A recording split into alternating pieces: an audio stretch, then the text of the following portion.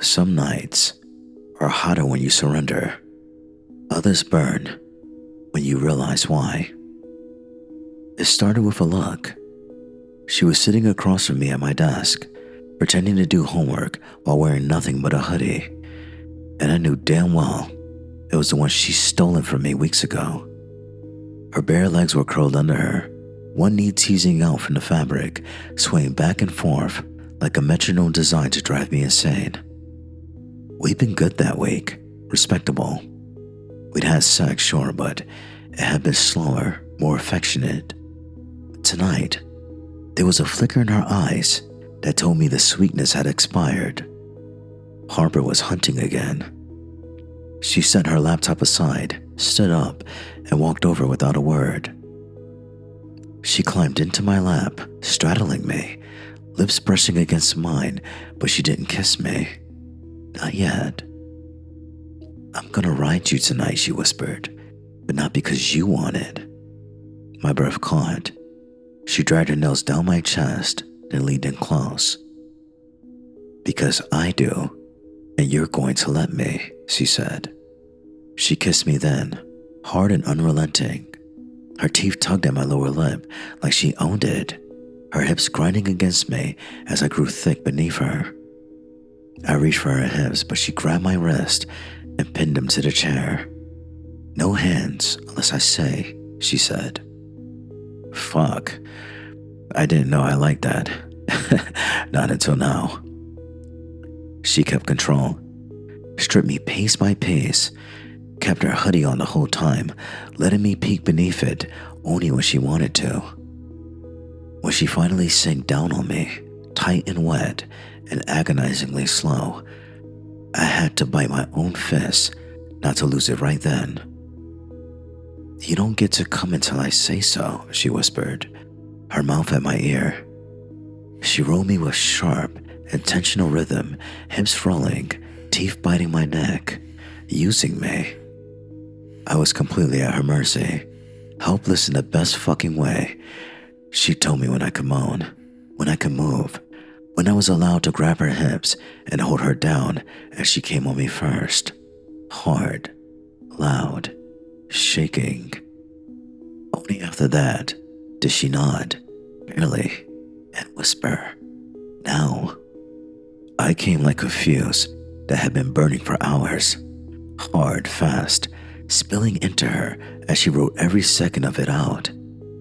She didn't kiss me after. She just smiled like she won a bet. And maybe she had.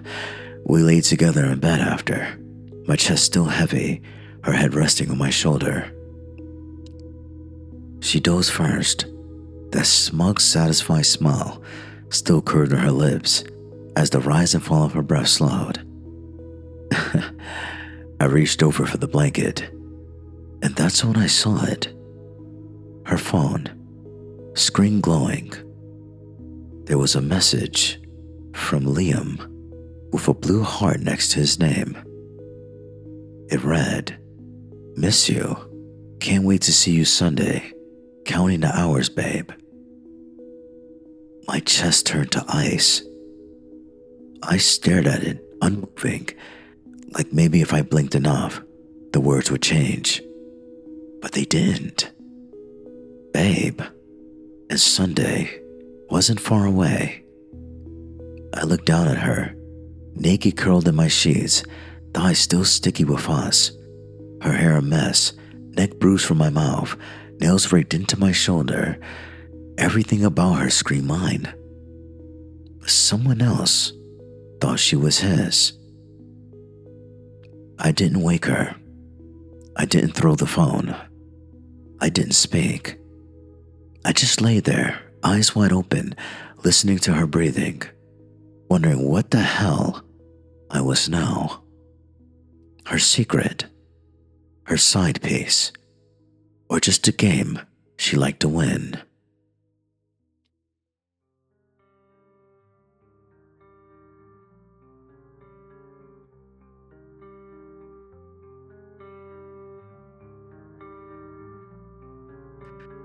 Some love stories don't break with a bang. They decay in whispers, I didn't say anything the next morning. Not when she kissed me half asleep. Not when she patted around my apartment in my hoodie again, humming like she hadn't left pieces of me on fire the night before. Not when she giggled at her phone, film flying over the screen.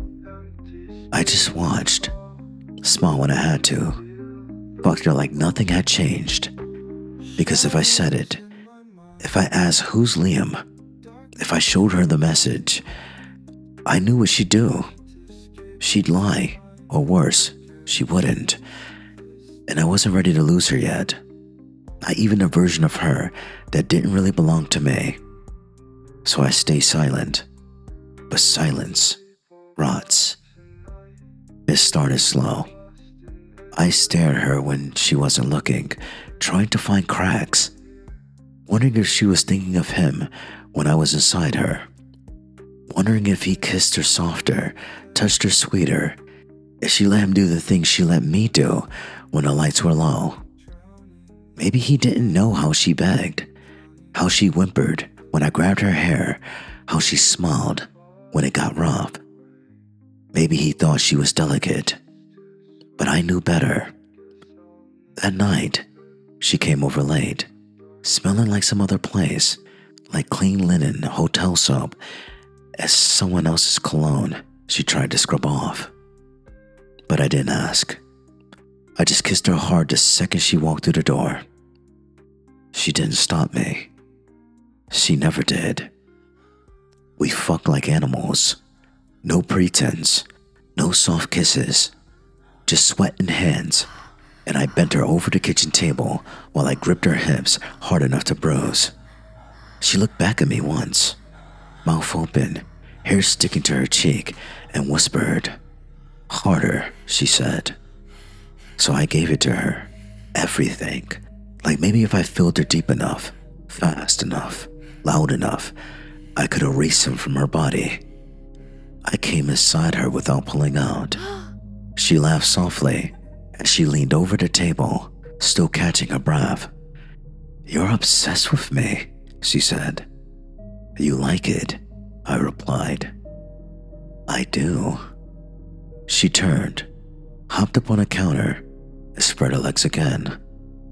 And I went down on her, hungry, desperate, like her taste could wipe away the sick twisting in my gut. My tongue lapped her clean, drank her moans, made her come twice more just to prove I still had control of something. But I didn't. Because when she finally passed out beside me, snoring softly, I reached for her phone again. More messages. "Wish you were here tonight. You're everything. Still thinking about that kiss at the hotel. I miss your laugh." What a chump. I set the phone down, quietly, like it was a fragile relic of some version of her I was never allowed to see. And I just stared at the ceiling. I wasn't the boyfriend. I wasn't even the secret. I was the escape, the dirty little space where she let herself disappear. And still, I didn't ask. I didn't confront her, because I knew if I did, it would end. And I needed her more than I hated myself for needing her. So I kissed her shoulder, pulled the blanket up, held her like she was mine, even if it was a lie, and even if it was killing me.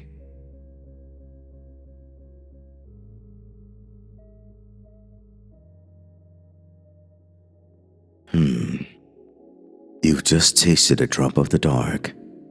Ready for more? Subscribe to Amorous Sanctum and let the shadows pull you deeper into a world of forbidden fantasy and wicked romance. Have a dark desire you love to see unfold? Whisper it in the comments. We adore your imagination. Until we meet again, don't be afraid to crave.